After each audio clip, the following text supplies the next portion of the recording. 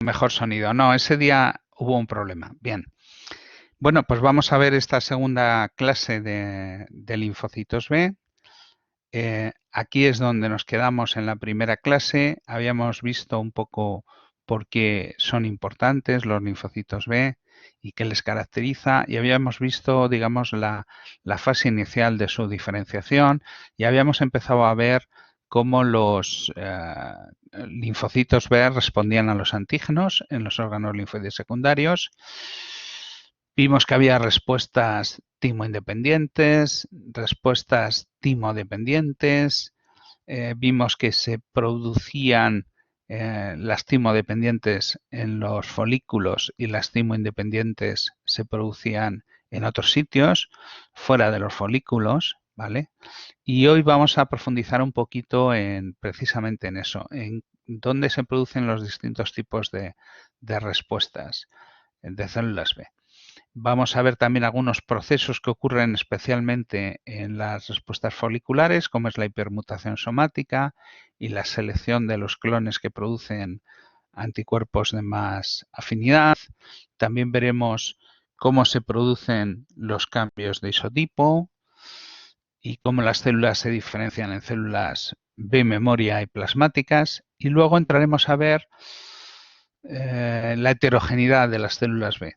Es decir, pues que hay distintos tipos de células B y veremos los distintos tipos, los distintos estadios de maduración y las distintas funciones de estas subpoblaciones de células B. Vamos a empezar con las respuestas de células B un poco en relación a su histología. Y esto lo vamos a ver fundamentalmente en dos contextos.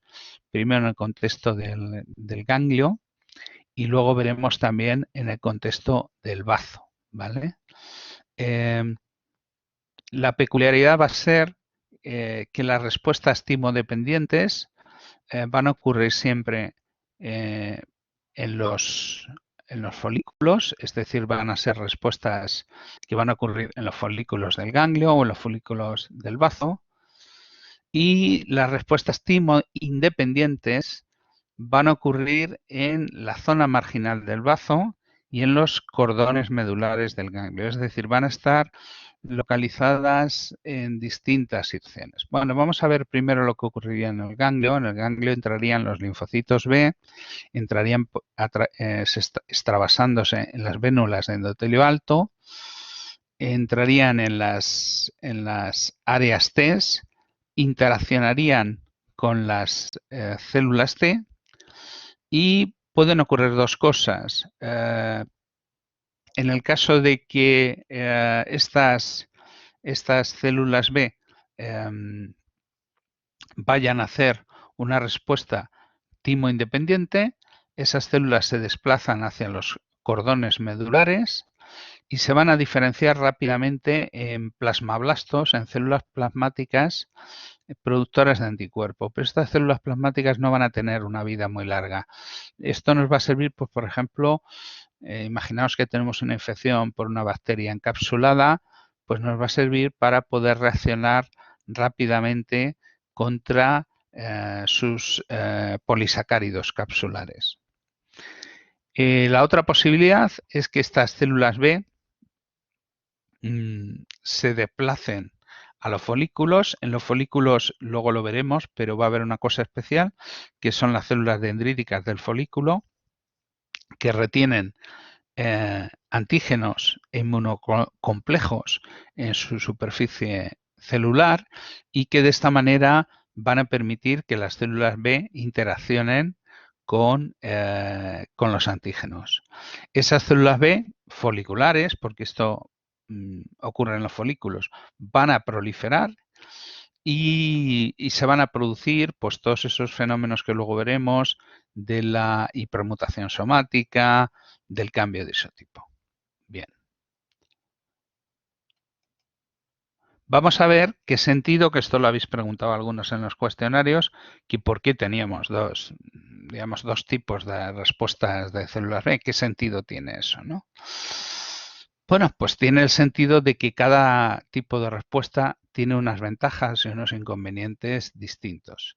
La respuesta timo independiente es una respuesta que tarda menos tiempo en producirse porque no tiene que esperar a que las células T, a que los clones de células T helper estén disponibles, con lo cual la pueden hacer las células B solas, ese tipo de respuesta, y este tipo de respuesta pues, lo van a hacer pues células, por ejemplo, de tipo B1B, células MZ, que se van a transformar en células, al ser estimuladas por el antígeno, en células plasmáticas de vida corta, que van a producir unos anticuerpos que no tienen mutaciones, no están modificados genéticamente, por tanto su afinidad por el antígeno no va a ser muy alta y casi todos los anticuerpos que van a producir van a ser de isotipo IgM, es decir, isotipo no cambiado, el isotipo original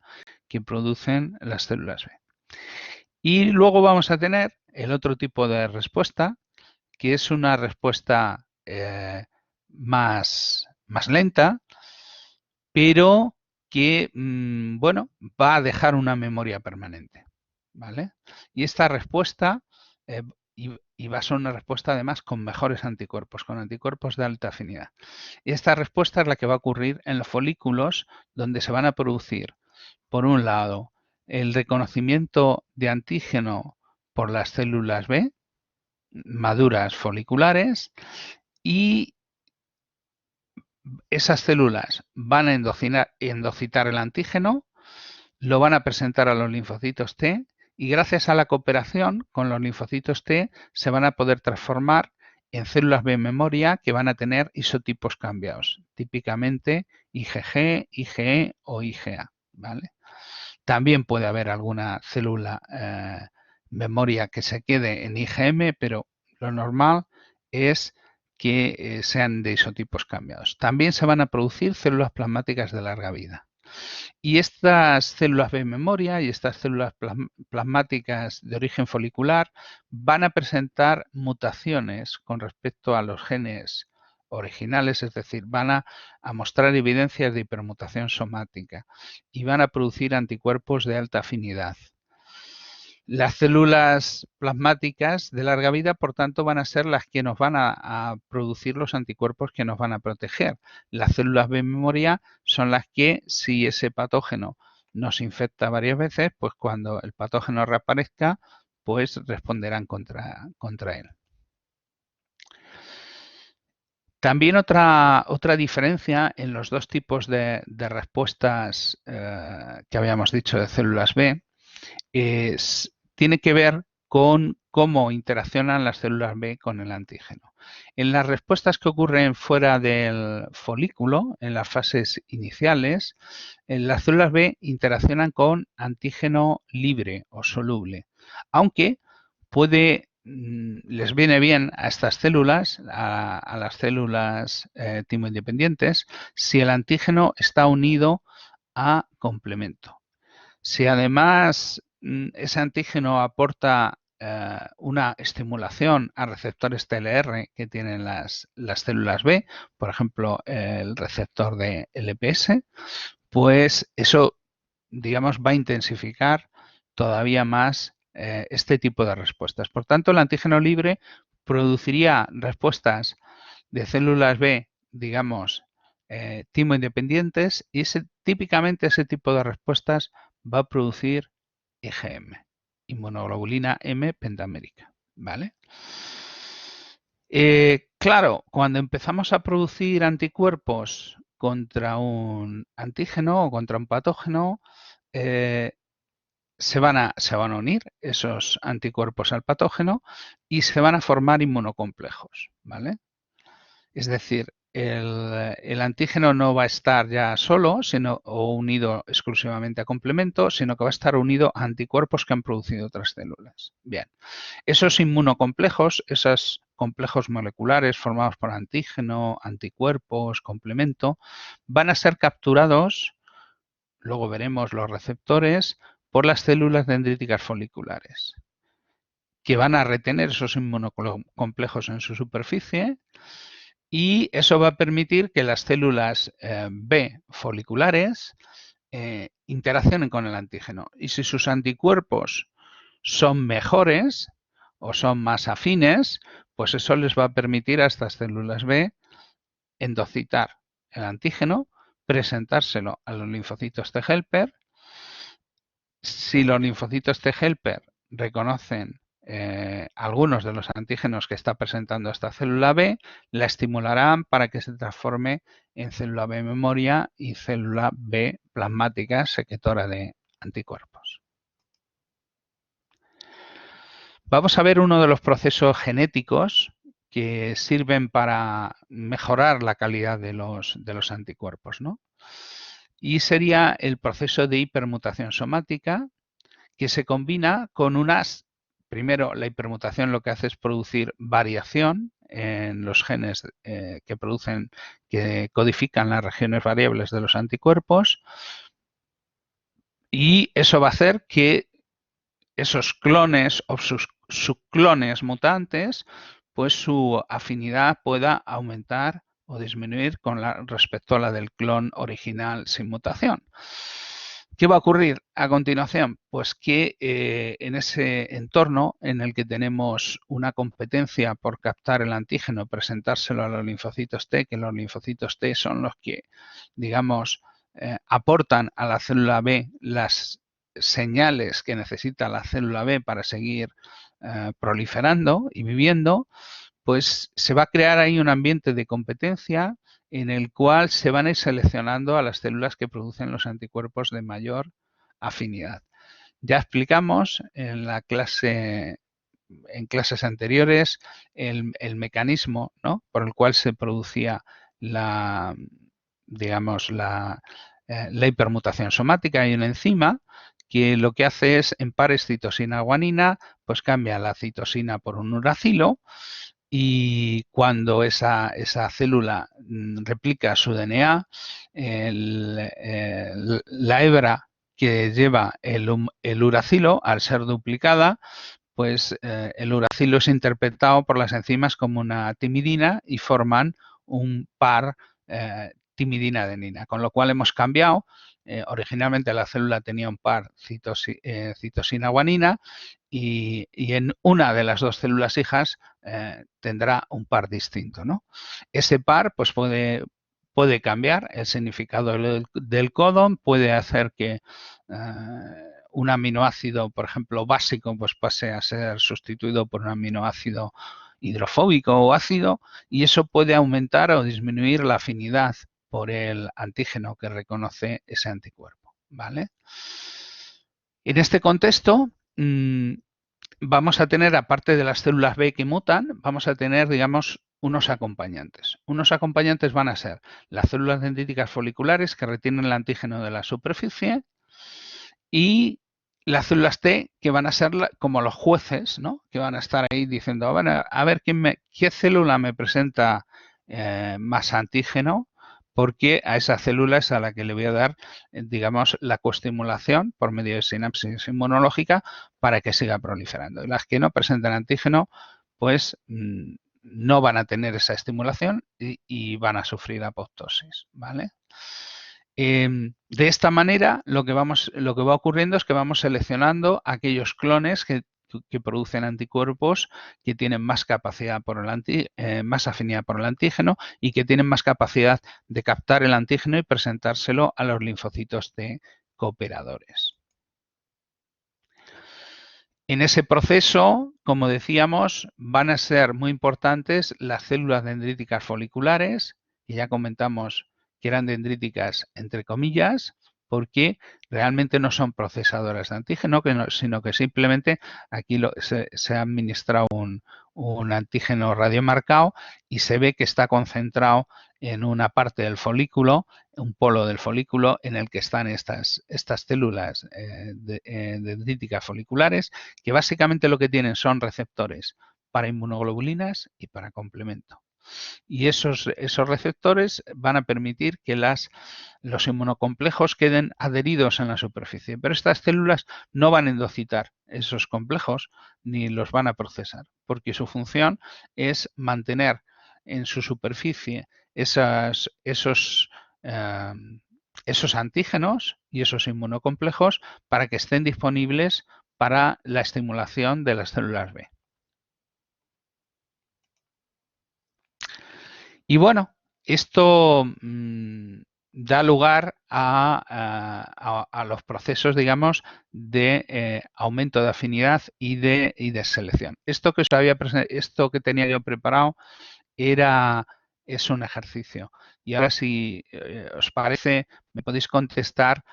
Quiero que miréis estas gráficas, que veáis qué tienen en el eje X, qué tienen en el eje Y, y que me respondáis. Vamos a ir por orden. Vamos a empezar por la primera pregunta, que sería, ¿qué isotipo se detecta cuando somos estimulados por un antígeno? ¿Cuál es el primer isotipo de anticuerpo que producen las células B para responder frente a ese antígeno? Y por tanto, ¿de qué isotipo son los anticuerpos antígeno específicos que encontramos al principio de en la primera inmunización frente a un antígeno? La IgM. Muy bien. Veis que la IgM empieza a subir sus concentraciones rápidamente. Y detrás, ¿y por qué? ¿Y por qué se produce IgM? En primer lugar. ¡Tachán! ¿Os acordáis que las células B maduras tenían receptores? Eso, bueno, tenían receptores, ahora os cuento, tenían receptores de IgM y de IgD, ¿vale? Al ser estimulados por el antígeno, la célula se va a convertir en secretora de IgM, ¿vale? Ese va a ser el primer paso que da, ¿vale? Y hasta que esas células que producen anticuerpo no cambien de isotipo, no va a empezar a haber IgG. Por lo tanto, primero se produce IgM. Cuando empieza a haber células que se empiezan, digamos, a cambiar de isotipo, pues entonces empieza a haber IgG, ¿vale? Esa es la por la que primero se produce la IgM. Bien, ahora otra pregunta. Al inicio de la respuesta, y eso pasa, sí, ciertamente, Marina, eso pasa en los folículos. Esa selección, esa producción de anticuerpos y esa producción de IgM, aunque también puede haber algo de producción de IgM, hemos dicho, extrafolicularmente también, ¿no? Lógicamente lo que va a ocurrir es que los cambios de isotipo, eso sí que va a ocurrir, el cambio de isotipo solo va a ocurrir en los folículos, ¿vale? Sí, normalmente vamos a tener al principio una respuesta timo independiente y luego tardará unos días. Fijaros, aquí tenemos cada rayita de estas es una semana, ¿vale? Entonces, en unos días, la primera respuesta que se va a producir fundamentalmente va a ser fuera de los folículos. Y luego dentro de los folículos ya se van a empezar a producir los cambios de isotipo, ¿vale? Pero hay un retraso. Bien, vamos a ver en la gráfica de abajo, la de afinidad. ¿Qué isotipo tiene inicialmente mayor afinidad por el antígeno? ¿Y por qué? Bien, veo que tenéis claro que es la IgM. Sabéis leer la gráfica. ¿Pero por qué? ¿Por qué la IgM tiene más afinidad? Ahora sí, porque tiene, aunque el lugar de unión al antígeno sea igual el de la IgM que el de la IgG, porque todavía no se han producido mutaciones ni hipermutaciones, como la IgM tiene 10 sitios de unión al antígeno, aunque la afinidad de cada uno de esos sitios sea igual que los de la IgG, en principio, pues al tener 10 va a tener más afinidad que la IgG, que solo tiene 2 sitios de unión. Bien, vale, esa pregunta ya la tenemos bien. Vamos a volver a la gráfica de concentración. Tenemos la concentración de la IgM y de la IgG. ¿Por qué pensáis? Y lógicamente hemos entendido lo que pasa en la primera estimulación por el antígeno, pero ahora vienen las dosis de recuerdo, ¿vale? Con el mismo antígeno. Serían como segundas y terceras dosis del mismo antígeno que se inyectan y que estimulan. veíamos que en la primera respuesta se producía una respuesta de IgM que después iba cambiando hacia IgG. Pero ¿qué vemos después en la segunda y en la respuesta al antígeno? Que las concentraciones de IgG aumentan y además aumentan mucho. Pensad que esto es una gráfica logarítmica. Aumentan muchísimo más que las de IgM. ¿Por qué pensáis que puede ser esto? ¿Qué diferencia hay? ¿Qué diferencia hay? Por ahí va, por ahí va. ¿Qué diferencia hay entre la primera respuesta y las siguientes? En la primera no tenemos células memoria. Aquí, sin embargo, en la segunda ya sí tenemos células en memoria, muchas de las cuales han cambiado ya su isotipo a IgG, con lo cual, si empiezan a producir, ciertamente se ha producido el cambio de isotipo, si esas células que ya han cambiado de isotipo y son las memoria, empiezan a producir, y su afinidad además es más alta, es decir, responden mejor las memoria, tienen más capacidad para unir el antígeno que digamos que alguna célula B, digamos novata, que pudiera reconocerlo por primera vez. Con lo cual, en esta segunda estimulación, las que van fijaros, suben su concentración de IgG, sube pues prácticamente como 100 veces, ¿no? En la segunda, que es un aumento muy considerable, se multiplica por 100. Entonces, esas células que ya han cambiado de isotipo y que tienen anticuerpos de más alta afinidad, pues son capaces de recibir la estimulación por el antígeno, proliferar más, dar más lugar a más células productoras de IgG y eso se va a traducir en que la secreción de IgG aumenta mucho. Además, fijaros lo que ha ocurrido ya anteriormente. La afinidad media de la IgG, partiendo de unos valores muy bajos, ha ido aumentando gradualmente. Todo esto es por el proceso de hipermutación y selección, ¿vale?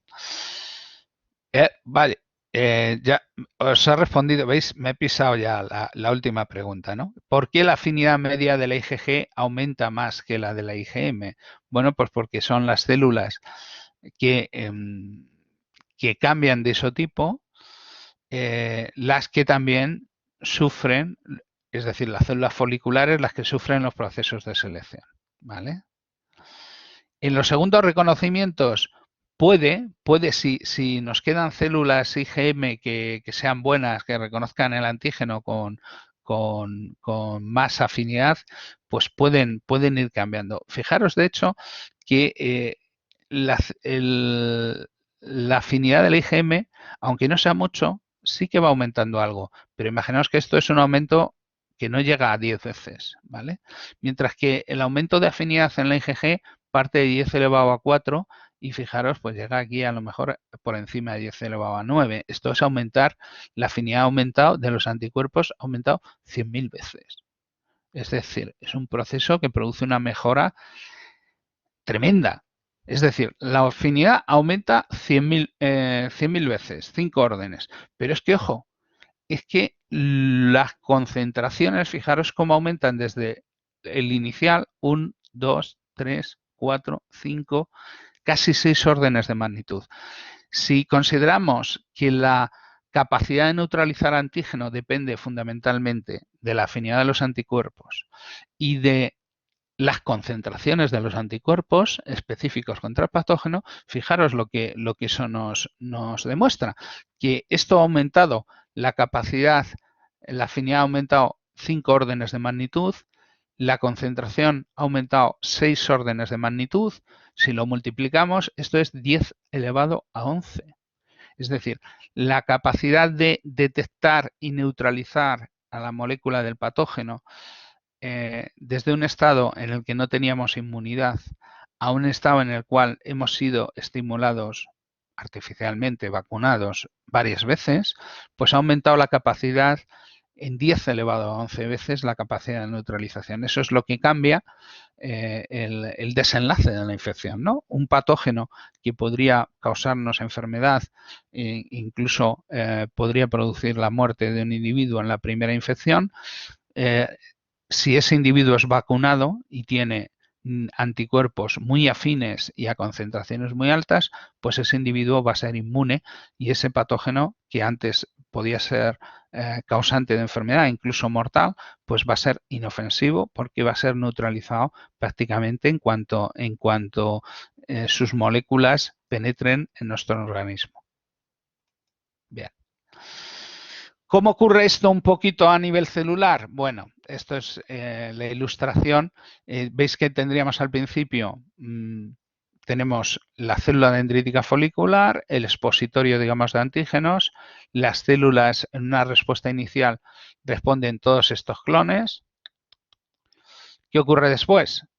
Que algunos se van seleccionando, van sufriendo hipermutaciones y van dando mejores. Y entonces, ¿qué tenemos? Pues anticuerpos producidos por menos clones, pero por clones de más afinidad. Y finalmente, si este procedimiento sigue, pues al final vamos a tener unos anticuerpos pues de afinidad mucho mayor, ¿vale? Voy a darme prisa, que tengo que acabar y empezar luego la clase a la buena. Bien, vamos a ver, hemos visto un poco lo que pasaría en los folículos de los ganglios, en los folículos de del bazo también va a ocurrir lo mismo, ¿vale? En el bazo hay una cantidad muy importante de linfocitos B. Pensar que podemos tener a lo mejor pues en un bazo de una persona, pues podemos tener a lo mejor 1000 millones de linfocitos B, es decir, unas cantidades astronómicas.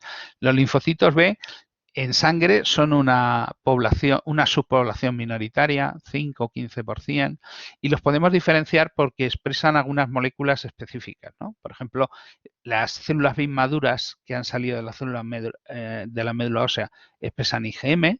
En las células B maduras, pero que todavía no han reconocido antígeno, lo que llamamos novatas, expresarían, como habíamos dicho, por procesamiento alternativo, tanto IgM como IgD, y también expresan niveles altos de CD21, que os recuerdo que era el receptor del complemento. Y bueno, y van a estar fundamentalmente, estas células B van a estar en la pulpa blanca. Veremos que en la pulpa blanca había unas zonas que eran las zonas, aquí en azul, las zonas T, las vainas periarteriolares, y luego había otra zona que eran los folículos, que eran como bolitas, y luego alrededor de los folículos teníamos la zona marginal. Y ya hemos dicho que las células B van a estar en los folículos y en la zona marginal, pero van a estar segregadas, ¿vale? Van a estar separadas, como en distintos barrios. En los folículos van a estar las células foliculares, que van a estar fundamentalmente proliferando en el centro germinal, y luego alrededor va a haber una zona marginal, que sería este amarillo más oscuro, que donde ahí pues va a haber macrófagos, células plasmáticas y células B independientes del CD40L, ¿vale? Incluso se ve también alguna célula T, pero bueno, las células T donde van a estar fundamentalmente va a ser especialmente en las áreas T, ¿vale? Y también algunas de ellas fundamentalmente en los folículos cooperando con las células B. Otro tema, habíamos hablado de hipermutación somática. Otro cambio que ocurre es el de los cambios de isotipo. Y esto es aquí lo tenemos representado en el ratón. Veis, aquí tendríamos la parte variable del anticuerpo que se reordena, y luego veis que tiene a continuación, tiene el gen para la cadena pesada mu, delta, gamma 3, gamma 1, gamma 2 alfa, gamma 2 beta, esto es en ratón, que tienen distintos isotipos que en humanos, el epsilon y el alfa. Básicamente la diferencia con los humanos es que en los humanos tenemos dos alfas, tenemos duplicado el alfa, y el epsilon también tenemos el gen duplicado, pero veis que hay uno que es funcional, que es este, y hay otro que se considera es un pseudogen, porque está ahí, pero no se expresa, ¿vale? Pero fijaros que eso implica que tanto en humanos, tanto el alfa como el epsilon están duplicados, ¿vale? Con respecto a los ratones, ¿vale? ¿Cómo se produce el cambio de isotipo? Bueno, se va a producir de la misma manera en humanos y en ratones. Van a estar regulados por citocinas, va a ser necesaria la estimulación de la célula B a través de CD40 y lo que va a ocurrir es que se va a producir un cortado de la región pesada de la IgM, de la Ig delta y luego alguna de estas. Si se cortan todas hasta la A, esto se uniría, la región variable se uniría con la alfa y esta célula pasaría a producir IgA. Si se cortara solo hasta la E, pues pasaría a producir IgE. Si se cortara solo, como es el caso aquí, hasta la gamma 1, pues esta célula B empezaría a producir un anticuerpo que sería de isotipo gamma 1, ¿vale? ¿Qué pasa con el pedacito que queda? Que habéis preguntado a alguno, que si eso se podía volver a pegar y tal. No. Queda cortado, se circulariza, pero no hay mecanismos que permitan volver a unir esto. Es decir, son procesos irreversibles. Son cambios, son cortado y pegado y ya no puedes, no hay control Z, no puedes deshacer, ¿vale? Y bueno, y de esta manera, pues a partir de un clon de células B que han demostrado ser eficaces en reconocer un antígeno, pues podemos producir distintos isotipos, ¿no? En función de... Y de ese clon, como ese clon prolifera, imaginaros, podemos tener miles o millones de células B del mismo clon, pues unas pueden ir pasando a producir Ig alfa, otras Ig epsilon. Es decir, probamos, ahí lo que hace el sistema inmune es probar distintos isotipos de anticuerpos y luego, pues en función de qué isotipos vayan mejor para atacar ese patógeno, pues el sistema inmune ahí también aprende un poco de la experiencia, ¿no? Y va escogiendo unos isotipos, se van produciendo más o menos. Bueno, pasamos a la segunda parte, que sería los de células B. Me ha descolocado esto, bueno, os daré el archivo original porque me lo ha descolocado un poco, pero bueno, pensar que teníamos aquí, por un lado, las células B convencionales, foliculares, también llamadas B2, son CD5 negativas. Luego tendríamos esas células B2, pero que son especiales, las de la zona del marginal, y que son CD5 negativas también, pero que a diferencia de las otras, las foliculares hemos dicho que eran timo-dependientes, las de la zona marginal pues son timo-independientes. ¿Qué peculiaridades van a tener estos dos tipos de células convencionales?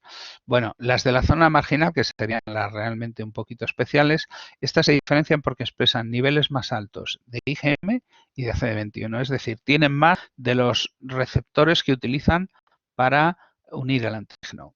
Tienen menos, pues, por ejemplo, de moléculas que intervienen en la cooperación con los linfocitos T, como por ejemplo CD40, ¿vale? Y vamos a ver ahora la población principal. Según su grado de diferenciación, podemos diferenciar entre las células nobles, que serían células que expresan IgM e IgD, son maduras, pero todavía puede ser, vamos a ver, preguntáis que si al tener más IgM 21, pues eso lo que hace, lógicamente, es más sensibles a esas células a la estimulación antigénica, ¿vale? Si tienen más número de moléculas de receptor, podrá responder a menos cantidad de antígeno, ¿no? De ligando. Si tienen mayor número de moléculas de complemento, podrá responder a menor número de moléculas de complemento. Es decir, posiblemente eso tiene una relación con su sensibilidad. En cuanto a las convencionales, decíamos que expresan estos dos isotipos por el procesamiento alternativo y luego se pueden diferenciar en, editores de células B2, las convencionales y las MC. Vamos a proseguir. Parte de las células B2 cuando se estimulan por el antígeno hemos dicho que se pueden convertir o en plasmáticas o en memoria. Las células plasmáticas les pasa algo curioso. Por un lado, dejan de expresar inmunoglobulinas de membrana porque se convierten en secretoras, empiezan a expresar un marcador de activación que es el CD38 y podemos detectar en ellas inmunoglobulinas pero a nivel citoplásmico, ¿vale? No a nivel de expresión de membrana. Ya veremos que para eso hacen unas técnicas, falta unas técnicas especiales. Por otro lado, pueden transformarse también en células memoria. Y estas células memoria, pierden la expresión de IgD y adquieren la de uno de estos tres isotipos. La IgG, o bien la IgA, o bien la IgE. Se pone esta S que significa surface, es decir, de membrana. Y luego tendríamos la otra población, la población, digamos, más primitiva de linfocitos B, que se llaman los CD5 positivos. CD5 es un antígeno que normalmente expresan las células T, las células NK, pero parece que y esta subpoblación de linfocitos B especiales. Casi todas estas células expresan IgM de membrana, van a tener una afinidad por el antígeno baja. Se ha visto que hay dentro de ellas dos subpoblaciones, unas que serían autorreactivas. En ratón abundan en el peritoneo y producen interleucina 10. Serían un poco como las células B reguladoras negativas.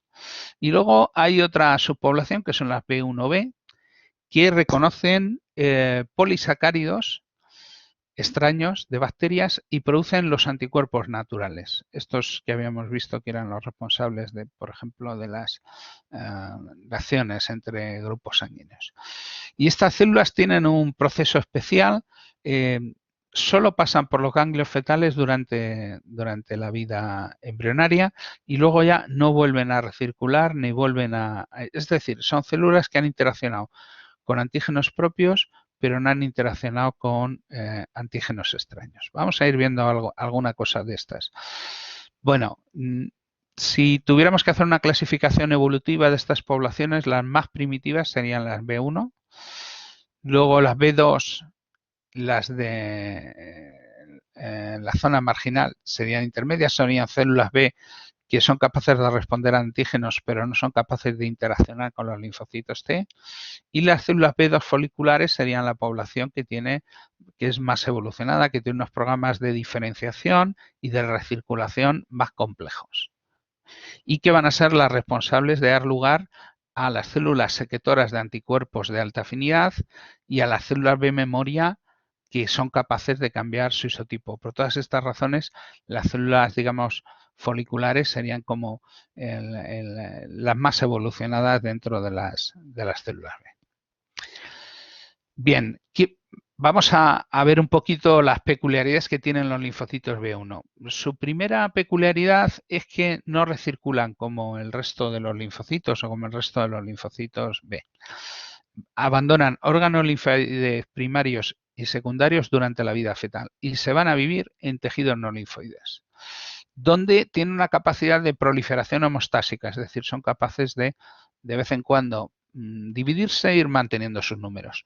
No recirculan por la sangre. Se quedan cada una, serían, ¿os acordáis que habíamos visto en el tema de células, habíamos visto los linfocitos innatos, ¿no? Que no recirculaban, que estaban en determinados territorios? Pues bien, estas células se mueven de esa manera, son un poco primitivas. No circulan por la sangre, no van a los órganos linfoides secundarios. Otra peculiaridad es que expresan el antígeno CD5, expresan niveles muy elevados de IgM y bajos de IgD, aunque expresan las dos. Es decir, en ese sentido serían células B maduras, ¿vale? No son capaces de cooperar con los linfocitos T. Parte de ellas son autorreactivas y producen interleucina 10. Es decir, serían células autorreactivas pero inhibidoras. Y luego otra parte, pues van a ser seleccionadas en base a no reconocer a que el anticuerpo que han producido no reconozca nada propio. Esto es lo que ocurre, por ejemplo, con los azúcares de los grupos sanguíneos. Las células que reconocen los antígenos de la propia persona, esos clones, por ejemplo, en las B1B, pues esos clones se mueren y entonces solo van a persistir los que producen anticuerpos naturales contra azúcares que no son propios, contra cosas que son moléculas que son extrañas. Y otra peculiaridad de los linfocitos B1 es, digamos, el repertorio, es decir, el conjunto de cosas que son capaces de reconocer. La primera, si estudiamos los anticuerpos de estas células, la primera peculiaridad es que casi todos los anticuerpos que producen son IgM. Prácticamente no se observa, excepcionalmente se observa cambio de isotipo a IgG o IgA. No es lo normal, ¿vale? Es un repertorio poco diverso, es decir, hacen un uso, por ejemplo, de los genes V que es más limitado que el de las otras células B. No aparecen mutaciones somáticas, es decir, estas células no han sufrido la hipermutación somática, pero a veces los anticuerpos son polirreactivos, es decir, pueden unir varias cosas. Esto nos recuerda un poco a lo que ocurría, por ejemplo, con los TLRs, que tenían podían tener distintos ligandos, incluso algunos tenían ligandos PAMP y ligandos DAMP. Pues aquí son anticuerpos que, digamos, no están muy especializados en una cosa, sino que pueden hacer varias, ¿vale? Y dentro de estas células B, habríamos dicho que habría unas que son las B1A, que son autorreactivas, son seleccionadas por autoantígenos, pero lo que van a hacer cuando encuentren esos autoantígenos es producir interleucina 10 y sería algo parecido a las células B reguladoras, ¿vale? Porque las células B reguladoras, luego ya veremos, son células inmunosupresoras, autorreactivas, pero B2, ¿vale? Serían. Y luego tenemos la segunda subpoblación, que serían las B1B, que reaccionan frente a antígenos extraños, fundamentalmente casi siempre polisacáridos, y originan los anticuerpos naturales. Y bueno, esto es una cosa que he añadido, no estaba en los materiales que os he enviado porque es una cosa bastante novedosa y que algunos habéis planteado en las preguntas y de hecho fueron vuestras preguntas las que me llevaron a estudiar esta cosa y es el tema de el que haya no solo células memoria IgA, IgE, IgG, sino que se puedan producir células memoria de tipo IgD positivas, pero IgM negativas. Esto antes se consideraba que era algo que no ocurría, ¿vale? Pero, sin embargo, ha habido autores que investigaron en esto, pues pensando que si esto, la cadena delta aparecía desde los peces hasta los humanos, eso tenía que ser porque tenía una función, ¿no? Entonces, se pusieron a estudiar si existían células que secretaran IgD o que tuvieran IgD de membrana, pero que fueran IgM negativas, y las encontraron. Pero las encontraron, veis, de nuevo, característica de célula un poco primitiva, ¿no? Las encontraron solo en determinados territorios, en las mucosas nasofaríngeas, amígdalas, glándulas salivares, glándulas lacrimales. Y lo que se ha visto es que llegan a ser IgD positivas por un mecanismo de cambio de isotipo, pero que lo llaman cambio de isotipo no convencional. Es decir, es distinto, participan distintas enzimas que en los cambios de isotipo normales, desde IgM a IgA, IgE o IgG, ¿vale? ¿Qué se ha visto? ¿Qué reconocen los anticuerpos de estas células? Bueno, pues se ha visto un poco lo que veíamos en las B1. Algunas son autorreactivas y otras son reactivas frente a microbios comensales, antígenos de microbios comensales y patógenos, ¿vale? ¿Y qué células aprovecharían esa IgD para responder? Bueno, pues aunque no se conoce qué molécula actúa como receptor de IgD, no se conoce el receptor celular, pero se ha visto que en monocitos, en basófilos y mastocitos puede unirse la IgD, pueden tener IgD unida en su superficie, con lo cual se supone que habrá unos receptores de IgD, aunque todavía no se han caracterizado, ¿vale? Entonces, ¿cuál sería la función de estas células tan raras productoras de IgD? Bueno, pues parece ser que la IgD tiene una peculiaridad, lo tenemos aquí, esta imagen está muy bien. Esto sería una célula B madura que tiene IgM e IgD. Fijaros que la peculiaridad de la IgD es que tiene una región en lo que se llamaba la región bisagra, muy larga. Esto lo que permite es que estas moléculas cambien mucho los ángulos de unión entre los dos centros de unión al antígeno, y eso permite que, por ejemplo, esta molécula interaccione mucho mejor con, por ejemplo, con polisacáridos o con antígenos que se van a encontrar, por ejemplo, de manera repetitiva en la pared de un patógeno, ¿vale? Entonces, posiblemente lo que va a ocurrir es que una célula B madura, si tiene IgM e IgD, pero la IgD tiene esta peculiaridad que hemos dicho, pues digamos va a sentir de distinta manera un antígeno que es muy repetitivo de otro antígeno que no lo es, ¿vale? Con lo cual a lo mejor la IgD podría durante una fase de la vida de las células B maduras podría servir para dar una pista. Oye, esto parece que encima es un antígeno que se presenta de una manera polimérica, ¿no? Y eso podría ayudar a que estas células, digamos, se dieran cuenta de que están reconociendo algo extraño y madurarán hacia el cambio de isotipos y a la secreción de anticuerpos. Pero también se piensa que pueden ser un mecanismo que participa también en la tolerancia.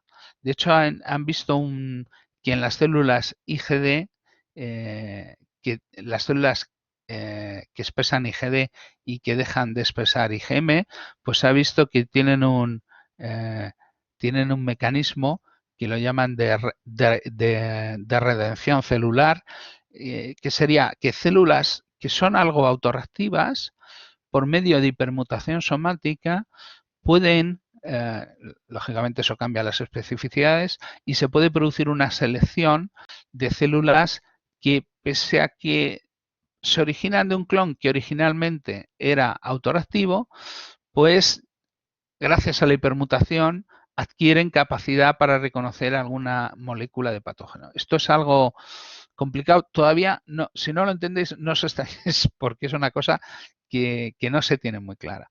Entonces, lo que se ha visto es que en contextos de infección y sobre todo en esos territorios nasales, se produce mucha hipermutación en las células IgD.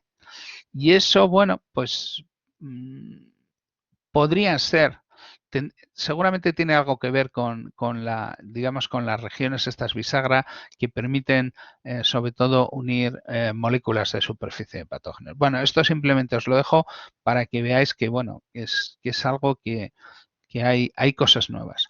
Y vamos a concluir relacionando un poco lo que sería la diferenciación de las células B con las patologías tumorales. Decíamos que por los procesos de reordenamiento genético, que son transposiciones génicas, pues es muy frecuente que haya tumores de células B. Además, tened en cuenta que las células B, a diferencia de las T, las seguimos produciendo durante toda la vida en grandes cantidades.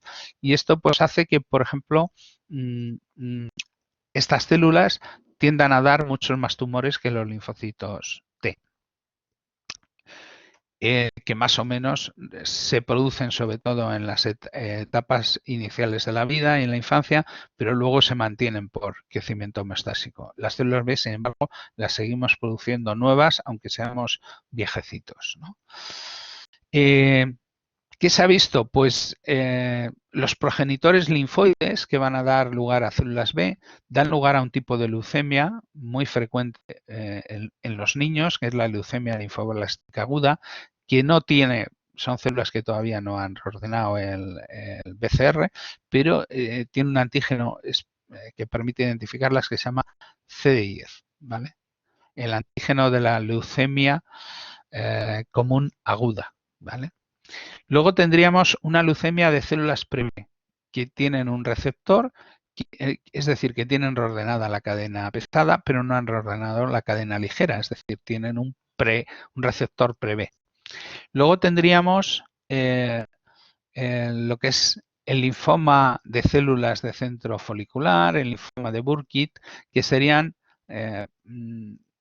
tumores de células positivas para IgM y para IgD, es decir, células maduras.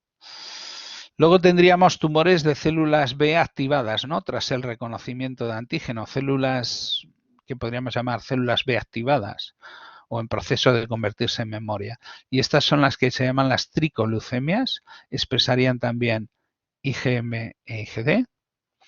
Luego tendremos los tumores de células secretoras, el mieloma múltiple y el plasmacitoma, que bueno, son tumores de células que secretan anticuerpos de isotipos cambiados, IgG, IgA, IgE. Y luego tenemos otro que es un tumor de células plasmáticas pero secretoras de IgM, que es la macroglobulinemia de Waldenström, ¿vale? Y luego tenemos otra enfermedad que es lo que se llama la leucemia linfática crónica de células B, que hace años se creía que era una leucemia producida por células de tipo B1, ¿no? Por expresaban IgM, IgD y expresaban el antígeno CD5, ¿vale? Sin embargo, posteriormente se ha descubierto que realmente parte de las leucemias linfáticas crónicas son leucemias de células B2, porque se ha visto que estas células tienen algunas de ellas, algunas son lo que se llamarían pregerminales, es decir, células B2 novatas, pero que todavía no han pasado por el folículo, con lo cual esto se sabe porque no tienen hipermutaciones en los genes del antígeno, pero va a haber otras que son las que son provocadas por células que se llaman posgerminales, es decir, que han pasado por centro germinal, que realmente serían una célula memoria que se ha convertido en tumoral. ¿Cómo se diferencian entre sí? Bueno, pues se diferencian por la expresión de ciertos antígenos, CD38 y ZAP70, que los expresan las células Navis y no los expresan las células memoria. Y lo que se ha visto es que estas pregerminales pues tienen un, digamos, tienen un comportamiento mucho más agresivo que las leucemias linfáticas crónicas de células posgerminales. Es decir, las pregerminales tienden más a proliferar, a ocupar la médula ósea y a matar al paciente, mientras que las otras pues prácticamente son indolentes, no hacen nada. Y bueno, esto simplemente para conectar un poco lo que sería la fisiología de las células B con la patología tumoral de estas células. Entonces, nos quedan casi, con esto ya vamos a acabar. Aquí esto es la bibliografía. Voy a apagar la grabación y